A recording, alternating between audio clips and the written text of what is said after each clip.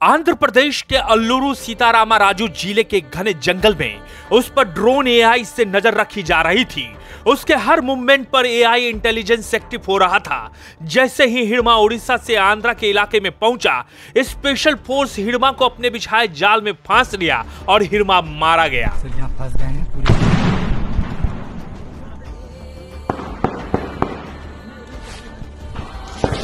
सब अपना अपना पोजीशन में है। की चल चले को देती। आखिर कौन था ये हिड़मा जिसकी मौत पर जेएनयू में जश्न मना? हिड़मा का नाम सुनते ही झारखंड से लेकर आंध्र प्रदेश के जंगलों में रहने वाले लोगों को सिरहन पैदा हो जाती थी। हिड़मा मरा तो सुकमा में जश्न मना। कौन था हिड़मा जिसे देश के गृह मंत्री ने नसीहत दी थी, सरेंडर करो नहीं तो? घने जंगल, कड़ी निगरानी और 34 घंटे की सांस रोक देने वाली कार्रवाई। आखिरकार वो दिन आ ही गया जिसका इंतजार सुरक्षा एजेंसियां एक दशक से कर रही थी। माओवादियों की पहली बटालियन का सबसे खौफनाक चेहरा, 1 करोड़ का इनामी माड़वी हिड़मा आंध्र प्रदेश के जंगल में एक भीषण मुठभेड़ में मारा गया। उसे झीरम घाटी से लेकर तारमेटला जैसे नरसंहारों का मास्टरमाइंड कहा जाता था। वो सुकमा दंतेवाड़े बेल्ट का सबसे हिंसक कमांडर माना जाता था। हिड़मा की मौत न केवल एक ऑपरेशन की सफलता है, बल्कि उन इलाकों के लिए एक बड़ी राहत है जो दशकों से नक्सली हिंसा के साए में जी रहे थे। ये सिर्फ एक एनकाउंटर नहीं, बल्कि भारत के सबसे मुश्किल एंटी नक्सल वार में से एक था।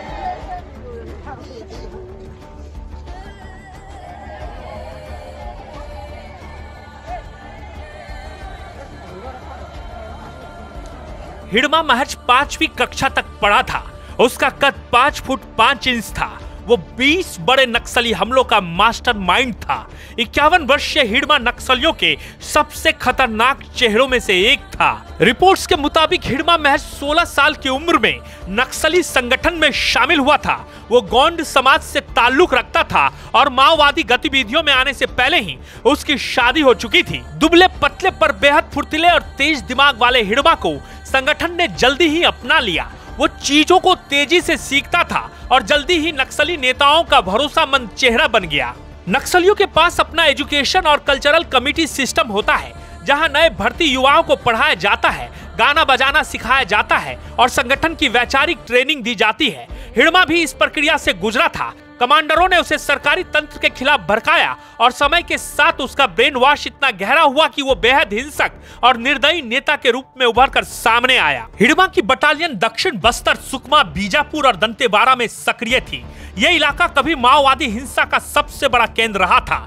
साल 2010 की तारमेटला मुठभेड़ के दौरान 76 सीआरपीएफ जवान शहीद हुए थे।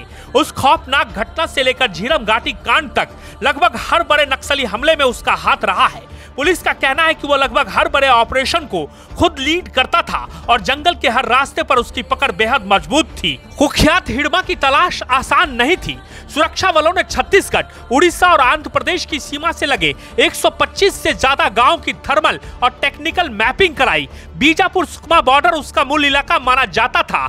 एनटीआरओ की मदद से उसके मूवमेंट को पकड़ने की कोशिश जारी थी।